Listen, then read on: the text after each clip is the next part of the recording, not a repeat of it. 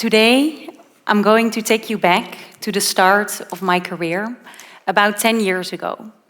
It was a regular week in May, but a week that all of the departments had really been looking forward to. Because it was the week that every year, everyone from all over the world, 124 countries, would come together in the headquarters in Amsterdam, where we would learn, where we would connect, and where we get inspired. One of the exercises during this summit was to come together in small groups of 10 and to focus on the strategy of the department. Every small group of 10 was guided by one of the senior leaders to help us be on track in the strategy that we put forward. I was in one of the groups, together with one of my female colleagues, let's call her Ebony, and we were in a group with 8 other men.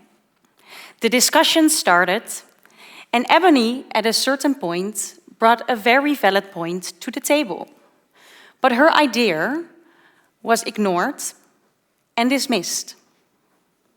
That can happen, because we sometimes all bring points to the table that are ignored and dismissed. So we continued. And then a few minutes later, this same point was brought to the table by Daniel, one of the men colleagues, and it was actually praised and adopted. I looked at Ebony looked at me, and we were both wondering what was going on in this dynamic. But hey, we pulled up our shoulders and we continued the exercise. A little bit later, I brought a point to the table, and personally I thought it was quite relevant. But I was overspoken literally the same second. The senior leader of the group didn't seem to notice the dynamics that were going on. And he mainly focused on the loudest voices at the table. This resulted into a moment where both Ebony and myself left the table feeling undervalued, overlooked, and also a bit demotivated. Because apparently our voices didn't really matter in that moment. Fast forward, a couple of months later, I was at the Friday drinks of this same colleague. I was standing there together with my manager, a couple of other colleagues, and some colleagues from different departments. And one of the women was actually telling a story about something silly that she had done over the weekend. And then, at the end of the story, a colleague said, "That's so gay." And it became silent. And a little bit awkward even. And in my head, I was like, that's not funny to say. But do I speak up as one of the most junior and new people in the team to tell this person that this is not funny? And then something powerful happened. Because the senior leader who was standing there with us asked the person, "What do you mean when you say that's so gay?"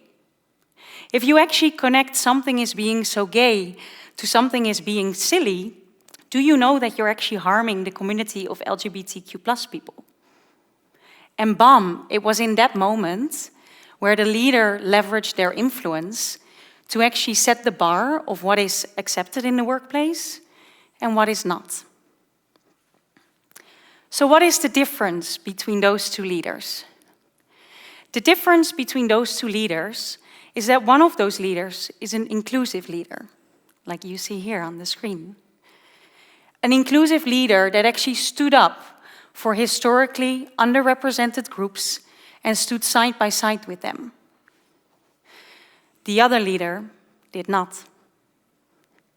The difference between those two leaders is that one of the leaders actually had the knowledge, but also the courage to speak up in that moment and to set this bar of what is accepted in this company that we work for. So, these are two of the examples that I've encountered in my career, but there have been many, many more. And unfortunately, still today, inclusive leadership is something that is more the exception than it is the rule. Does this work? Yes. And research actually shows that 1 out of 4 people in the workplace feel excluded. And most of those people, as part of this number, are actually people from historically excluded groups. Women, people of color, people that are gay, people with a disability.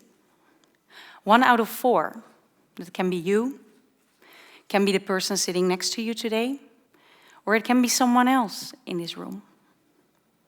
I think 1 out of 4 is a very disheartening number on a human level, because we are all hardwired to feel part of something bigger, to feel part of a group, part of a tribe.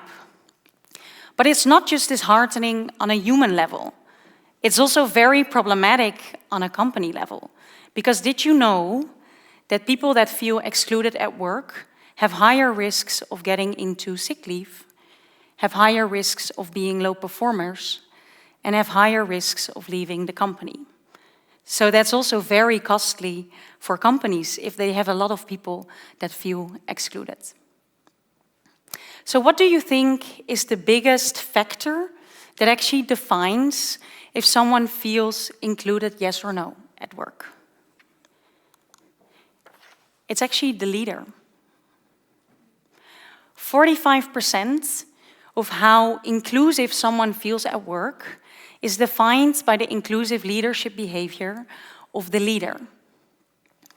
And if you think about it, it makes a lot of sense, right? Because a leader has a big influence on the people around them. A leader, what they say, what they do, and what they prioritizes, gives a trigger to people of what is important to the leader. But not only to the leader, also to the team, to the department, and maybe even to the company. Leaders can make very fair and objective decisions, but they can also make very unfair and biased decisions. So leaders need to be mindful of their influence, because in the end, they are responsible for someone's performance review, for who gets promoted, and who gets that good feedback to actually help you grow.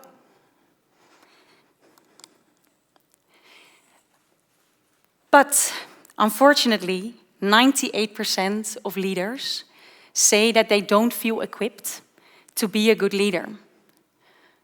So we're actually putting people in leadership positions that don't feel equipped and don't have the knowledge. And this can be really harmful if you think about how they influence the people around them on a day-to-day basis. How do we make sure that leaders feel more equipped? Who of you wants to be a leader in the future? Raise your hand. Awesome. I see a lot of ambition in the room. I like that. But let me tell you one thing. To become a good leader, it's up to you to do the hard work, because no one else is going to do it for you. It's up to you to define what is good leadership and how do you get those skills. And that hopefully after today, after my talk, you feel inspired to become an inclusive leader that actually makes sure that everyone has equal opportunity. So, there is the part that all of us need to do ourselves to become great leaders. But I've been asking myself, if inclusive leadership is so important for how people feel at work and how they can perform, what can companies do to demand more of their leaders? They need to demand more. And the answer that I have for this is that leaders should start assessing and reviewing their current and their future leaders on being an ally. An ally, what does that mean, you might wonder? Allies are those people that actually understand the imbalances that we have in our society in opportunity, and especially for those from historically underrepresented groups.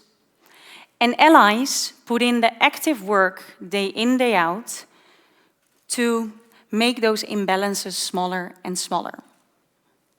Allies are those that create diverse and inclusive environments. Allies are those that make sure that everyone can bring their authentic self to work, and they make sure that everyone can learn, grow, and thrive. You might wonder, who can be an ally? everyone can be an ally. All of us can be allies.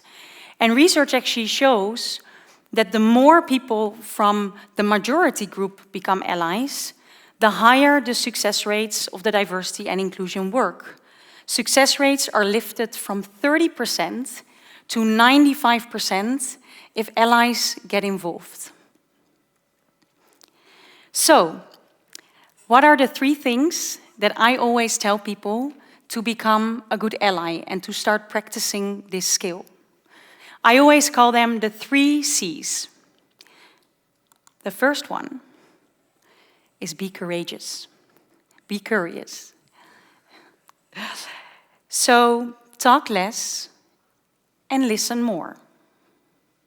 Leaders tend to take over the room quite often, and they want to have a lot to say. But it's actually really important to listen, because then you can learn, you can unlearn, and you can relearn. And by listening with an open and curious attitude, you can actually learn about those experiences from people from underrepresented groups. And you can understand how can you as a leader from your influence support them. If you think back about that leader at the Friday drinks, she apparently had the curiosity to gain the knowledge, to understand that that dynamic that was going on wasn't right, and that she needed to speak up about it. The second one, be courageous. And I think this is what allyship is really about. It's about having the skill and the will to speak up if you see disrespectful behavior and to drive conversations on diversity and inclusion. If we're going back to the leader from the Friday drinks, she had the courage to break the silence and to leverage that moment that she had to actually educate all of us. And she didn't need to do it, but she did it anyways. And being courageous is super hard. I'm still learning on a day-to-day basis to speak up if I see people making nasty comments or being disrespectful. But I compare it with going to the gym. The moment you walk into the gym for the very first time and you see all the equipment, is super hard. You start training your muscles and it feels so difficult. But the more you enter the gym, the more months go by, the easier it becomes. And that's the same with courage. The more you try to be courageous, the easier it becomes. And finally, be consistent. You cannot be an ally part-time. You need to do this day in, day out, because people are counting on you. The progress of diversity, inclusion, and belonging has gone very slow, far too slow. The UN even reports that women equality will only be reached in 150 years from now. That's a very discouraging number. But I have hope. I have hope in our future leaders. I have hope in you. I have hope that all of us start holding ourselves accountable to become inclusive leaders of the future. And I have hope that companies will also start holding their leaders accountable to become inclusive leaders. So what I would like to ask all of you is to start practicing allyship in your day-to-day, in your families, in your friend group, and in your communities, so that you already start practicing that skill. And that once you enter the workforce, it's not like you're going to the gym for the first time, because then it's going to be hard. So, I believe that if all of us become allies and inclusive leaders, and if we all show up with curiosity, with courage, and with consistency, that we can actually build the best teams, the best products, and the best companies. And then we can show the past generations that this is the gateway to do so. So be courageous, be curious, be consistent, and be the allies that we need to see in this world. Thank you.